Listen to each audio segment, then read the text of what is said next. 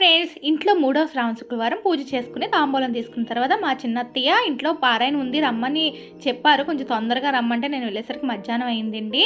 నేను వెళ్ళేసరికి వంటలన్నీ కూడా రెడీ చేసేసి మండపం అయితే ఇలా రెడీ చేశారండి. అంటే ఇంకా అమ్మవారి ఫోటోలు నైవేద్యాలు అన్నీ పెట్టాలన్నమాట. అలాగే వచ్చిన ముత్తైదువులకి తాంబూలం ఇవ్వడం కోసం అని చెప్పి బాక్సులు తీసుకున్నారు. ఆ బాక్సుల్లోనే తాంబూలం పెట్టేశారు. శనగలు, అలాగే గాజులు, ఆకు చెక్క అన్నీ పెట్టారండి. అలాగే 9 రకాల పువ్వులతో మనదీప వర్ణన పూజ చేసుకోవడం కోసం 9 రకాల పువ్వులు రెడీ చేసి ఉంచి తర్వాత దేవుడి ఫోటోలు అన్నీ పెట్టేసి మండపాన్ని ఇలా రెడీ చేశారండి. చాలా నిండుగా అనిపిస్తుంది కదా మండపం అయితే.